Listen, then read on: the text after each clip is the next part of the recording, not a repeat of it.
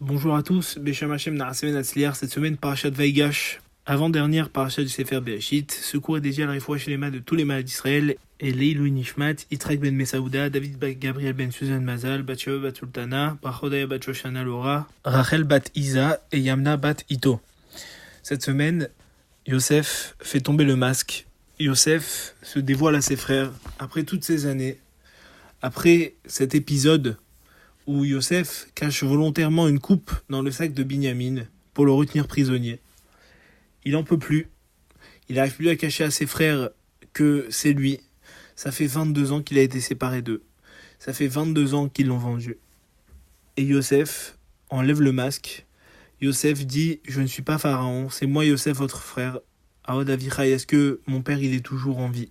Cette paracha, elle met la fin d'une galoute, d'une tristesse. Et oui, il y a eu une séparation de Yaakov et son fils pendant 22 ans.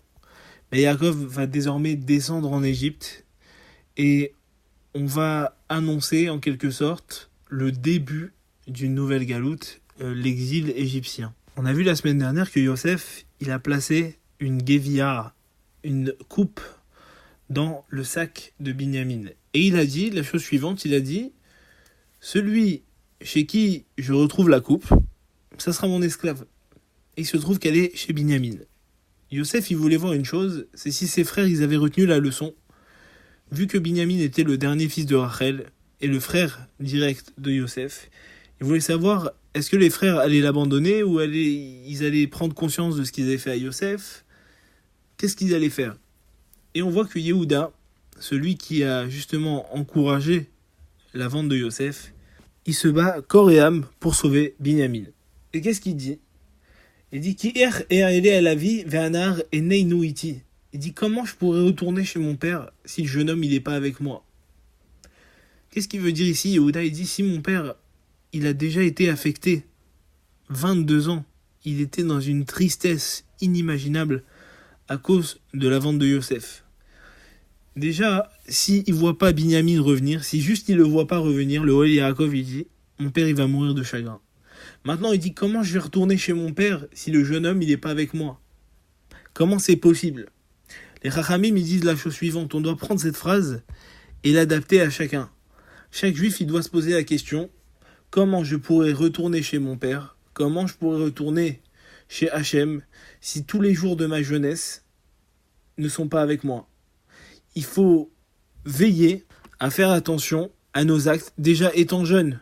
Et les Chachamim y rajoutent, chaque père juif et chaque juif, il doit aussi se poser la question suivante.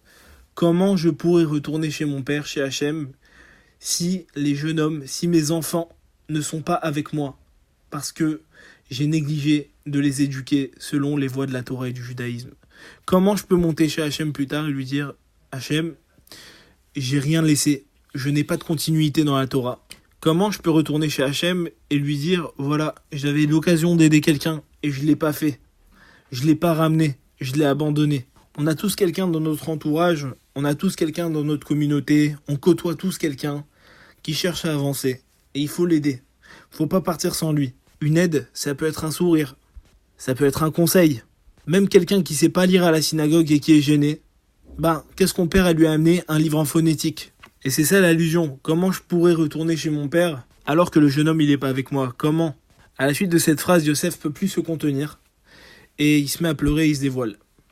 Et il dit « Je suis Yosef, votre frère ». Et Yosef se met à leur parler en hébreu et il leur dit « C'est ma bouche qui vous parle. Ki pi amedaber alechem, c'est ma bouche qui vous parle. » Pourquoi? Le Midrash raconte que 3 choses ont été gardées par les béné Israël et c'est ce qui leur a valu de sortir d'Égypte et de ne pas se mélanger. Première chose, c'est le langage. Ils ont gardé leur langue en hébreu. La deuxième chose, c'est les prénoms. Ils ont gardé des prénoms hébreux. La troisième chose, c'est les vêtements. Et la quatrième chose, si on peut la rajouter, c'est qu'ils ont continué de se marier entre eux, entre juifs. C'est ce qui a valu, justement, de ne pas se faire assimiler. La langue, on comprend. C'est une langue propre. L'hébreu, c'est une langue qui est propre au peuple juif. Les vêtements, de la même façon que on juge un livre à sa couverture, on peut appréhender. Alors les juifs, ils avaient une façon de s'habiller. Et c'est ça qui faisait qu'on les reconnaissait. La troisième chose semble évidente, la continuité. Les enfants, le couple, un homme juif et une femme juive, il y a une continuité. Dans d'autres cas, il y a un fort risque d'assimilation. Dans le cas où, par exemple, la mère, elle est non juive. L'enfant, il devra passer par un stade de conversion et il n'est pas juif. Il ne naît pas juif, mais il peut le devenir par la suite s'il entreprend des démarches. Quand le père est non juif, l'enfant, il sera juif. Mais s'il n'a pas une image de père, parce que la Torah, qui apprend à faire Torah et mitzvot, à mettre les tefilines, c'est le père en général. Donc s'il n'a pas une image paternelle qui pratique, il va perdre la pratique. Et le nom, alors le nom, finalement, quelqu'un il peut être habillé n'importe comment. Il peut être déguisé en égyptien. À partir du moment où il s'appelle David, on peut anticiper d'où il vient. Et le Harizal, il dit que chaque nom, il influence la personnalité et chaque nom est relié au Shoresh Neshama. Le nom de chaque juif, c'est le nom de sa Neshama. Et en fonction de son prénom, il naît avec un caractère, des caractéristiques et des choses à réparer, des bons traits de caractère, des mauvais traits de caractère, mais ça c'est propre à chacun et chacun il doit s'efforcer de réparer. D'ailleurs, quand quelqu'un rentre dans la Torah, automatiquement tous ses défauts, ils vont changer, ils vont plus se voir. On parlait de l'assimilation, et il faut savoir une chose, c'est que Yosef, toute sa vie, il a lutté contre l'assimilation. Il n'est pas allé avec la femme de Potiphar, il s'est marié avec Asnat bat Potiphera, mais Asnat d'où elle vient, c'est la fille de Dina, qui a été adoptée.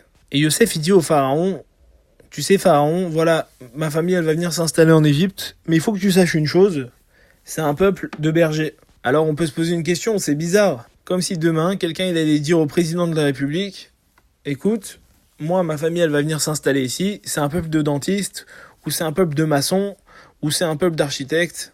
Bon, ok, peu importe, pourquoi il a sorti le métier. La réponse est la suivante. La Avodazara, l'idolâtrie de l'Égypte, c'était les moutons. Le dieu des Égyptiens, c'était le mouton.